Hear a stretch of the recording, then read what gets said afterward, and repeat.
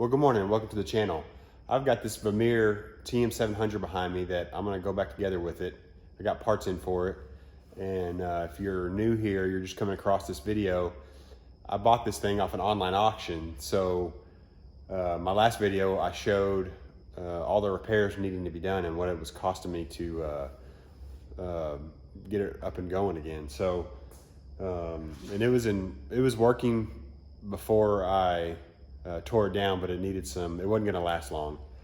So the parts I got in is just the shielding and the door, PTO cover. So I'm gonna kind of test fit everything, take this shielding off in here. Maybe I'll tackle that bushing because the parts I need, like the shaft for this gearbox and the grease, it takes a special type of grease for that cutter bar. That's all coming in today. So for now, I'm just gonna do what I can and then weld this crack up. And when I get this new shaft, I'm gonna put it in my freezer because I'm sure most of you know when metal gets cold, it contracts, and when you heat it, it expands. So I'm hoping by getting this thing as cold as possible, it'll help slide the gear on easier and slide these bearings on when I go back together with it. So probably not gonna be able to tackle that until Monday, and today's Friday.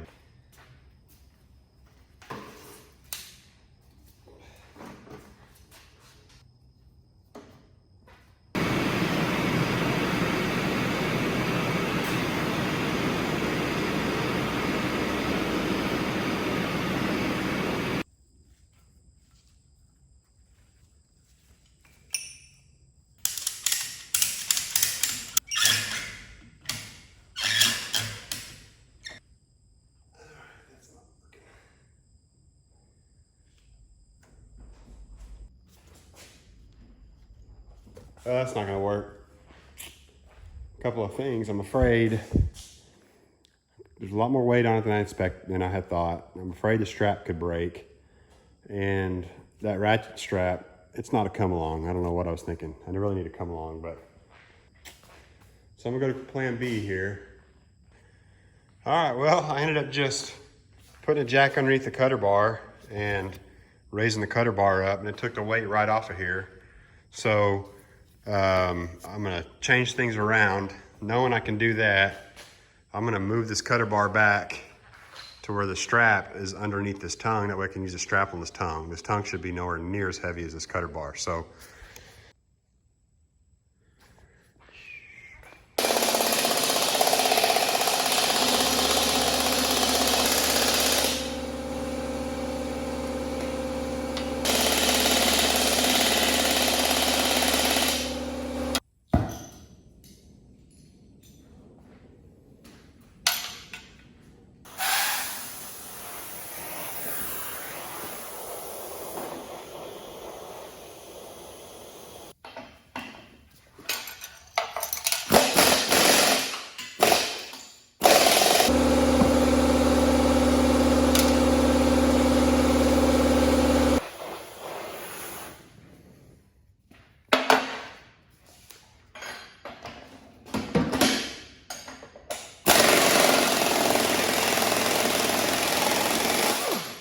got it.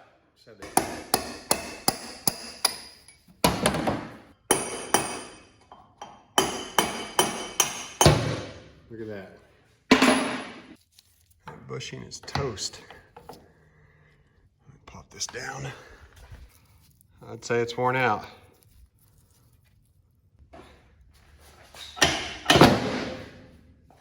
Well, it wasn't as bad as I had thought. This tongue isn't too heavy. That bottom plate's kind of heavy and rusted in there, so I needed a torch to break these nuts loose because they've been in there for so long, they're rusted. And I've got this supported underneath the cutter bar with a jack, and obviously that. So I was worried about this tongue twisting and falling over, but that's what that support was for.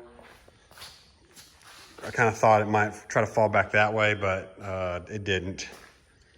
It didn't at all. So I'm gonna pop these new bushings in here and then go back together with it and just wait for parts to come in.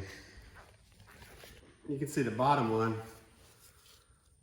gets the most wear and abuse, I guess.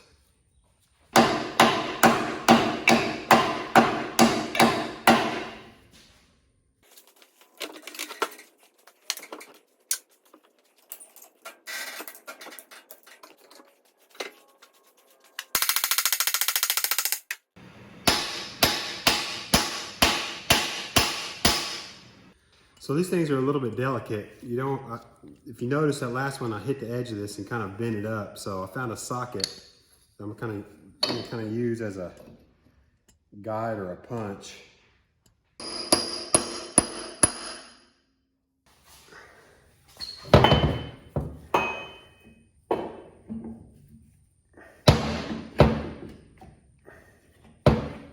Okay, it was a little bit of a challenge trying to get this back in here. Everything has to sit perfect because it's got to slide on this shaft and then it's got to go in this, in between this channel at the same time, and it gets bound up. So you have to get this top piece set perfect. You have to get it set perfect. If it's tweaked or if it's like that, it's not going to line up where it slides in place. So I ended up just blocking it, and once you get it lined up perfect, it just slides up in there. I also had to use, so I've got that supported, but then I had to use the jack to tweak this thing left and right.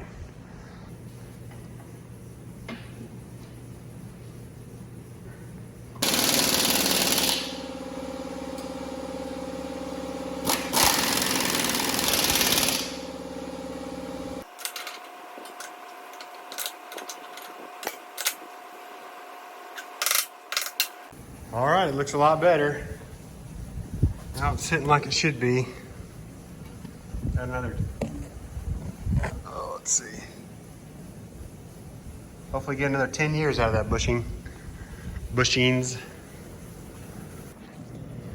Okay, while I'm waiting for parts to show up, I'm gonna fix this crap I need to lower this thing down so I can have more room in between the work. So I'll open these valves. And I don't want to back the tractor up just to lower it down. So I'm just going to push on these hydraulic lines here.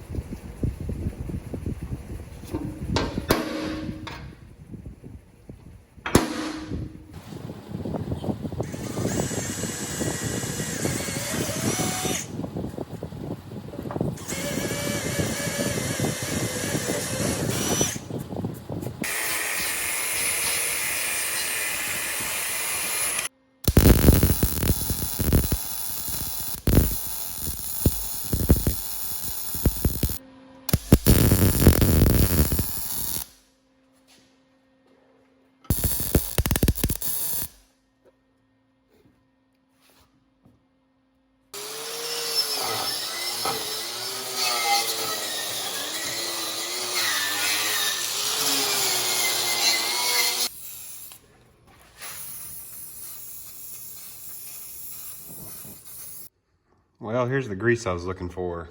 This is Vermeer's version of an EPO grease. It almost is like an oil, a real thin oil grease.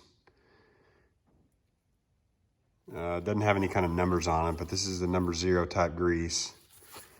And this stuff was $19 a quart. It's some high dollar stuff. I'm sure you can source this grease off the internet and order it in cheaper, but I already had parts coming from the dealer, so I just went ahead and had them add it to the order. But I'm gonna continue on here and clean this out and add some grease.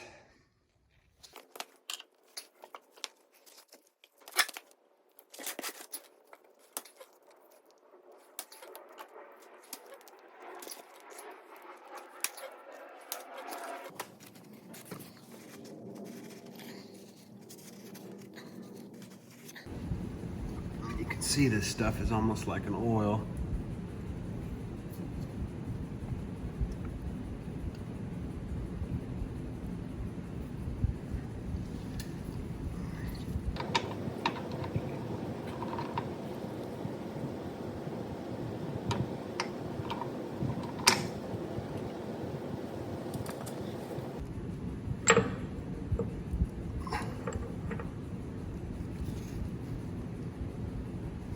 right, so I wanted this squared up. So you kind of have to pick it up, drop it, pick it up to get these holes lined up and to get this timed correctly. So not that big of a deal. And then once you get in place, there's notches right here where you can drop your bolts in.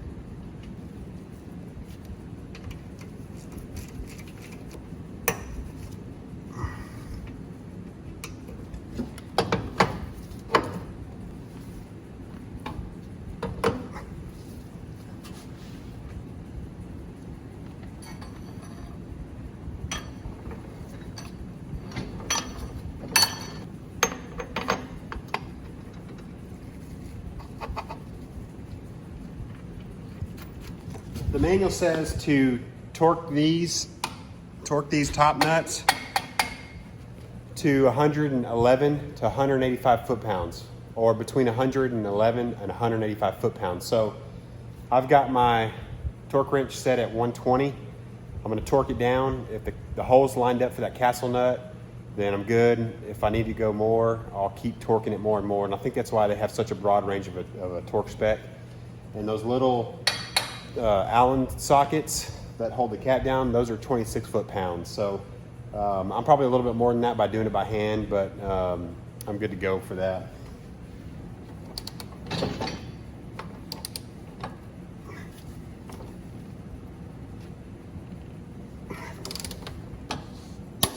There we go. A little bit more.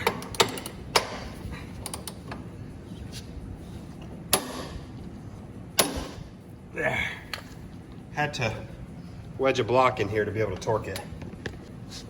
All right, so that's the basics on that. I'm gonna do all these, and I don't think I'm gonna record it because you just saw how I did that, and go from there.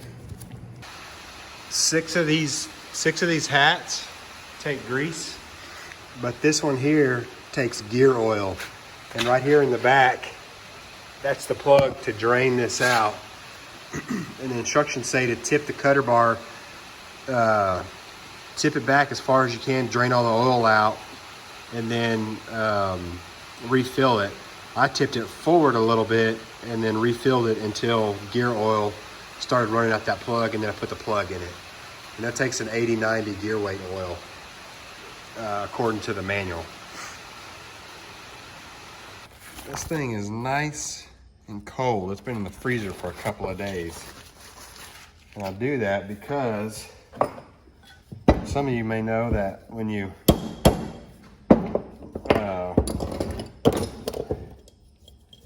metal contracts, or when metal's cold, it contracts. And when you heat it, it expands.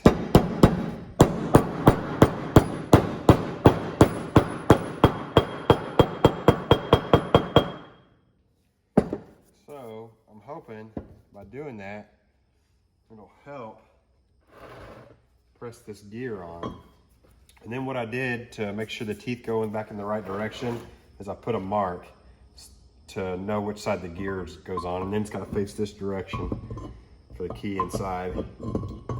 I'm going to put this on first, and the gear is going to go in from this side. Actually, let's put this bearing on first. Look at that. It just slides right on. And then what I did was, this is an old hydraulic cylinder that was bad, and it just happens to fit perfect where it hits the inside of the bearing and won't damage anything.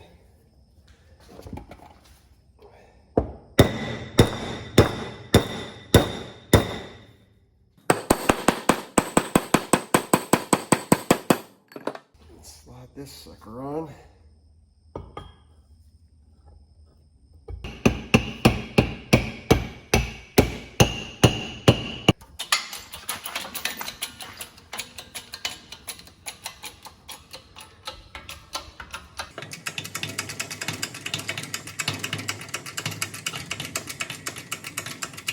Look at that.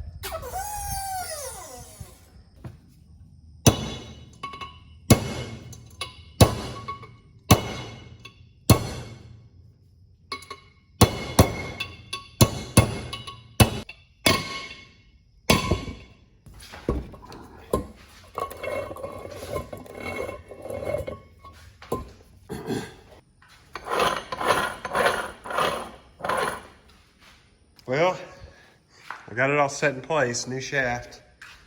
It's a little bit of a challenge because after you get the bearings on and you get these two races in, you have to get it shimmed correctly where there's just a little bit of play in those bearings, not much. You don't want them singed up tight.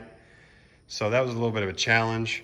Ended up having one shim left over, but it turns freely and smooth by hand. So I'm gonna give it a whirl. It's the first time I've ever done something like that. I've never rebuilt a rear end, but that's probably not as crucial as a truck rear end because it's not spinning so fast. I don't know, but I guess we'll see what happens. Well, I got the gearbox mounted and the shielding put on, and it looks pretty good. It came painted. I had to buy that curtain and add it, but everything went on nice and smooth. I thought I might have to tweak something to get it all to line up,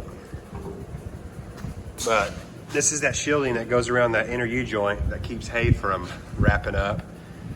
And there's an option I noticed on the parts diagram where there's another turtle hat, those round hats that bolts to this, and I guess you could go with that option instead of the shielding. That way it spins. But I saw one on eBay. I never did get a price of those from the Vermeer dealer, but one on eBay was like $400, and these two shieldings were like, I think less than 150, but which is still expensive for shielding, but it's already stamped and ready to go.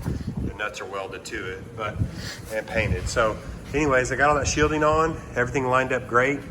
I got the PTO cover. I'm obviously gonna put that on after I get the slip clutch put on, which I'm still waiting for. It should be in today. And then I just got this cap seal back here to put on when it comes in. It's on back order from Vermeer. It should be in tomorrow, but it's gonna be easy. I'm just gonna slip it in and just tap it into place. So that's why I went ahead and mounted it.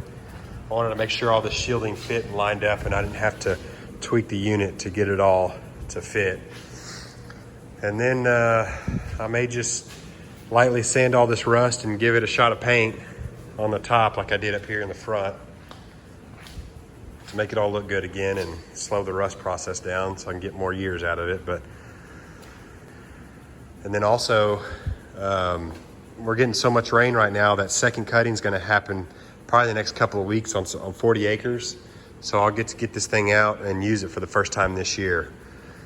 So here's what's going on. These parts I got from Ag Supply won't work. This yoke is a funky yoke, and I tried to measure when I talked to Ag Supply. Juan, I think is his name, that does the technical support.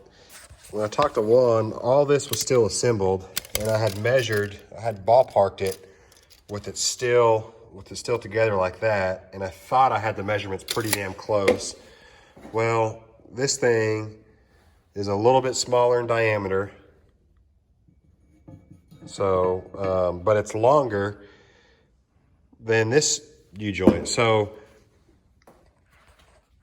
it turns out this is German made. This is a German company. I think it's Walter Sheet is how you say it. I got their contact info, but they're based out of Germany, so I couldn't get a hold of them to try to source parts from them. I had no choice but to go to Vermeer. I've got to send these back to Ag Supply, and they're going to send them back and refund my money completely. They're a great company. I wish I could have gotten that to work, but so when I went to Vermeer, this whole thing is over $600 plus shipping. In the parts breakdown, I can get just this piece, which is what I need. So I really just need this part here because it's wore out, and this piece ended up being like $315 plus shipping.